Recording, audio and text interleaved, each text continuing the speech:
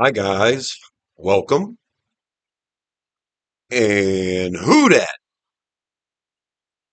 I'm Joe. Thanks for tuning in to Rosenfield 10. Consider me your friend or your coworker who loves the Saints as much as you do. And everybody wants to know what's going on with Derek Carr right now. So you ask me when you see me, what do you think about what's going on with Derek Carr right now? And I want you to tell me what you think in the comments below. And I'm going to tell you what I think. This will be my final word on Derek Carr, as I feel like the end is near. So forgive me for a moment, but uh, Derek Carr's time with the Saints can be encapsulated in the immortal words of Michael Jackson and Prince.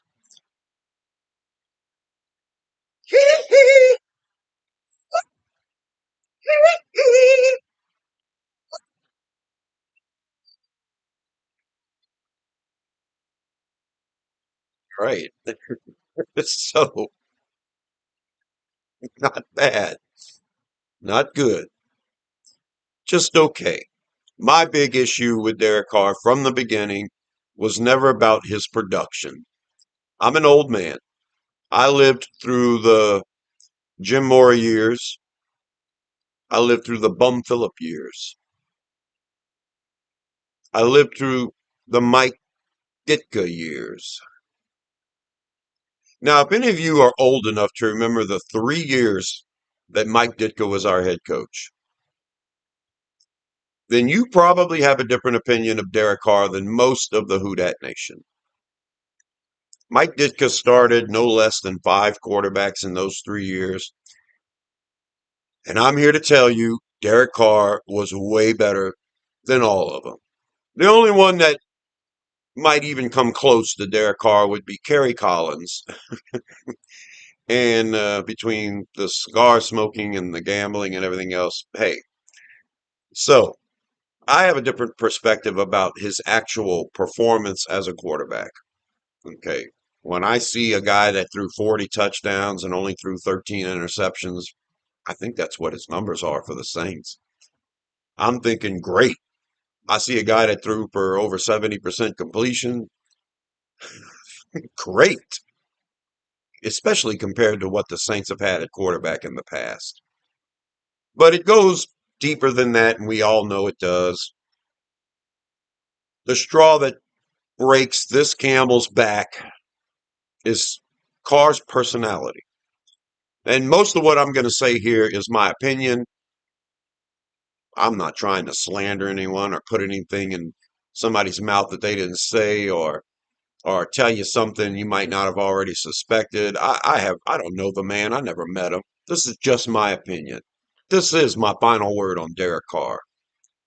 When he first got here, everyone thought, what a mistake. Now, eventually we thought, well, maybe it might work out, but I'm pretty sure to a man, most of us, when we first heard about it, was, what a mistake. A head coach in Dennis Allen, who drafted Derek Carr with the Raiders and had this awful tenure as a head coach and eventually got fired, wants to reunite with Derek Carr. And Derek Carr, after that, still had 7 years of play with the Raiders or whatever. I mean, he was there for a decade. And he just never amounted into anything more than a middle of the road quarterback. And we've got this head coach of ours in Dennis Allen that wasn't doing anything special, wanting to reunite the whole gang. It wasn't just Derek Carr. He went and got the entire defensive crew from the Raiders, and we were turning into the Raiders. We all felt it. This isn't going to work. And I think Derek Carr felt it too. In my opinion, Derek Carr never embraced the opportunity to be this team's quarterback, certainly never embraced the city.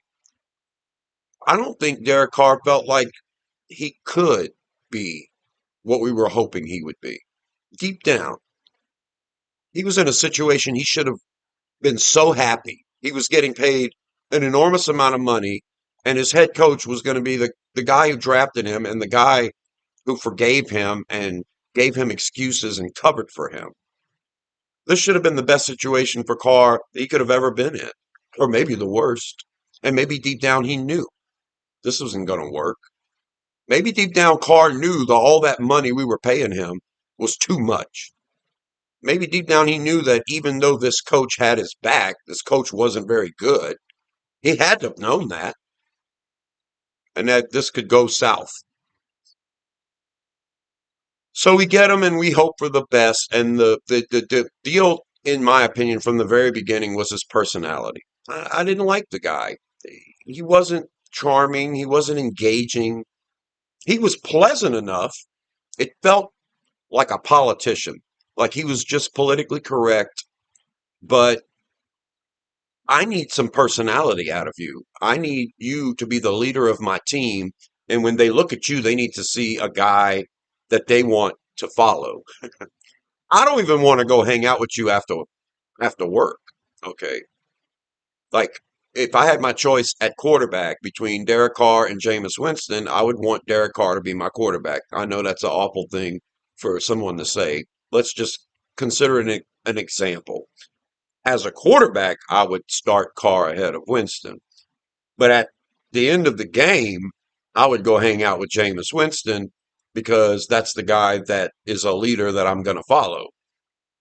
He makes too many mistakes on the football field for me to follow him, want to follow him there. But yeah, I would definitely want to give the guy a chance because he's a leader, because of his personality. Drew Brees was the same way. Drew Brees wasn't this outgoing, boisterous personality. He could be a little stiff and politically correct at times too, but he was engaging. He seemed to exude leadership. If he was in a situation with a player that was lesser than him, he would treat the player with respect and he would, in a positive way, try to teach the player. And when you lead by example, being a great player like Drew Brees was, it's easy to be much easier to be a leader. But you lead by example in doing all kinds of things, not just how well you perform on the field, but how you practice, how you engage with other players, have something in your personality that makes people want to hang out with you. You know, Drew Brees to me and Derek Carr are kind of similar in that they're kind of religious family people.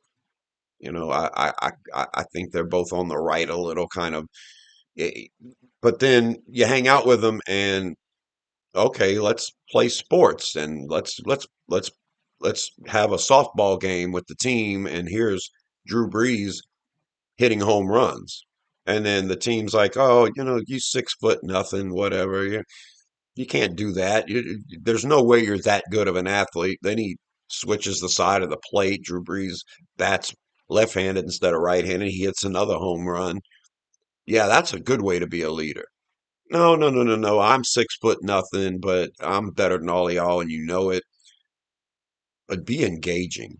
I have a feeling if Drew Brees invited a bunch of people to his house during the week for dinner, they'd all love to go. And if Derek Carr invited everybody in the middle of the week for dinner, they wouldn't love to go. I don't know. It's just the way I feel. In my mind, I kept picturing Derek Carr and uh, and Foster Moreau playing volleyball in the swimming pool, and I'm thinking, okay, Derek Carr, you got to have the entire football team there. Well, did you? I mean, I don't know. Doesn't seem like any of the players really gravitated to Carr as a person. I don't know. I could be wrong. I think it was just enough there with Dennis Allen providing cover and having a couple of people that knew you, like Foster Morrow, that people were like, okay, let's see how this works at first. And then ultimately, you know, the production by Carr, it's you're comparing Carr to everybody else on the team and we're pretty stripped. I mean, you're talking about Derek Carr and then two guys that are a rookie and a 1 year player. Yeah, it's you're okay. Derek Carr's not that bad. Okay, we'll see what happens, and you're still losing games, but you can't really blame the production of the quarterback all that much. But he's definitely not leading you to victory like Drew Brees would. So as far as production goes, I'm fine with him. It's his personality.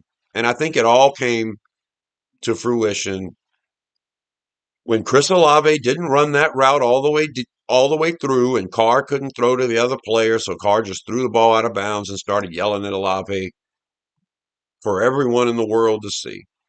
And I think before that happened, he had an episode where he went to the sideline and was yelling at Pete Carmichael. I think that happened before he yelled at Chris Olave.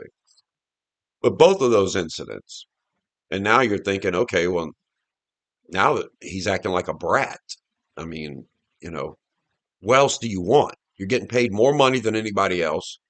The head coach is never going to blame you for anything. You could go out there in a wheelchair or crutches or whatever, and Dennis Allen's going to start you ahead of Jameis Winston. So what are you complaining about? You're going to tell Chris Olave, the best receiver on the team, he's not doing his job good enough? You could tell him his mistake on the sideline without broadcasting it to everybody. The same thing with Pete Carmichael. And then my issue with Carr's personality is he gets in front of the media and just flat out lies about it. No, I wasn't yelling at Pete. I was just yelling things for him to hear me. And then I wasn't yelling at Chris, but there were some things that were happening in the game that were causing us to lose. And you're lying. You just said I'm not, but I am. So never could take accountability. Drew Brees' answer would have been, it starts with the quarterback, and I need to make better decisions. I need to make sure that everyone's on the same page, and I need to make sure that we're all preparing the same way. That's what Drew Brees would have said. He'd have never thrown Chris Olave under the bus. He'd have never blown up on the field for everybody to see, to ask that question to begin with. Later on in the press conference, Drew, why did you throw that ball out of bounds? The route I wanted wasn't there, so I just threw it away. He would have never, ever, ever said, well, I wasn't, yeah, he wouldn't have yelled. I wasn't yelling at Chris, but there were some people doing things that, God, get it off my plate. And then once Dennis Allen was fired, Derek Carr's daddy was gone. No one was there to cover for him anymore. And shortly after that, he hurts himself on 2nd and 10, and he's a yard away from the first down marker. Run out of bounds, it's 3rd and 1. Put Taysom Hill in the game, get the first down, whatever. Yeah, that's where he lost me. And then it never stopped. We had the incident where Carr got sacked, and then he started yelling. I think he was yelling at Cesar Ruiz. And then Eric McCoy went after Carr and started yelling at him, and they had to hold McCoy back. And yeah, that was the third incident where this little brat's throwing a temper tantrum, probably mad because somebody got beat on a pass rush. Cesar Ruiz likely was the one that got beat. I could imagine Carr saying something like, you got to do your job so I don't get hit. And Eric McCoy saying, we get hit every damn play. And you get hit once and you want to whine about it? Why don't you throw the ball? Why don't you run out of the way? That's how I feel like that conversation went. Of course, later on is, oh, it was nothing. Me and Eric, we talked about it and it was fine. It's just things happen in the moment. And those things don't happen in the moment unless you have a dysfunctional football team. Your center yelling at your quarterback because he's being a baby doesn't happen unless your quarterback's a baby and your all pro center is fed up with it. That's why something like that happens. So that's it. It's done now. We have a new head coach. It's not his daddy. He's not going to have cover anymore. And I'm sure if Kellen Moore had his choice, he'd rather have Derek Carr available than not available to start off this first season as a head coach. But certainly not his quarterback of choice. Neither is Spencer Rattler, neither is Jake Hayner. So one of them is going to have to be Kellen Moore's quarterback now because I think the end is near for Derek Carr. You got to move away from Derek Carr. This is the best thing that ever happened for this franchise. Yeah, Derek Carr feels like he's pulling one over on the Saints now, and hey, there is some. I can understand it. I try to put my feet in the other shoes all the time in every situation so I can at least understand what's happening. The fans never liked Derek Carr. They never gave him a break. I'm sure he doesn't feel comfortable being here. He'll never be the quarterback for the Eagles because Philadelphia will do the same thing to him that New Orleans is doing to him. You got to give us something. The first two games of this past season, you were giving us something. We were starting to warm up to you. Yeah, this was doomed from the beginning. Trying to rekindle the fire of the Oakland Raiders was a doomed endeavor. Okay. So I say let Derek Carr go. I don't. This injury thing, this is just a cover for a bunch of liars. Mickey Loomis, Gail Benson, Ty Harley, Jeff Ireland, Derek Carr, his agent, everybody lying. Okay.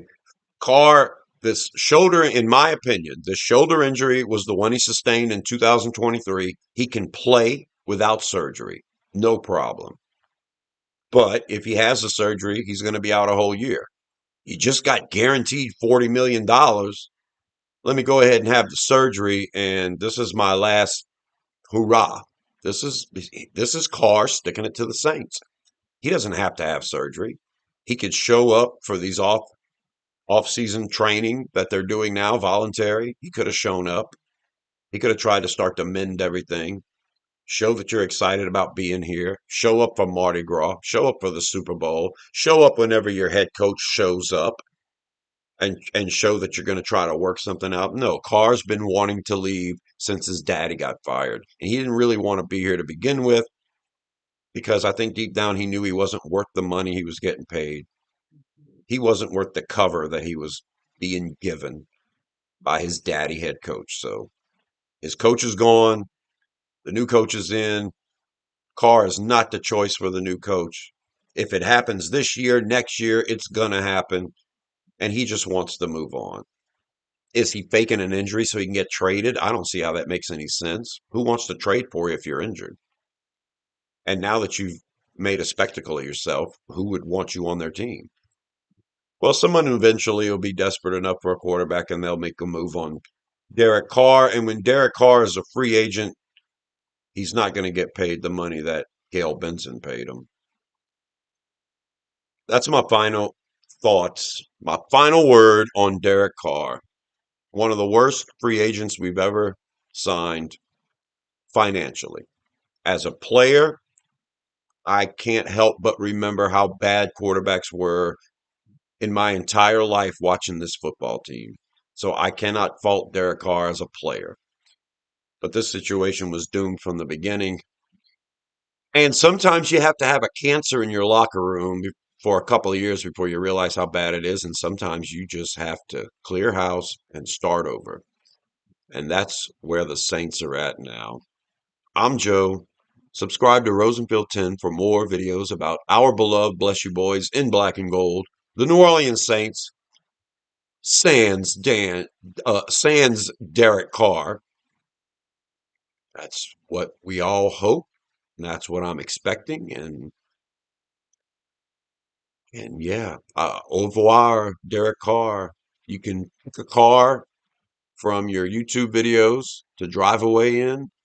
And yeah, don't look in the rearview mirror. Because if you do, you're not going to like what you see. Because we're either going to be shooting you the bird or we're going to be celebrating.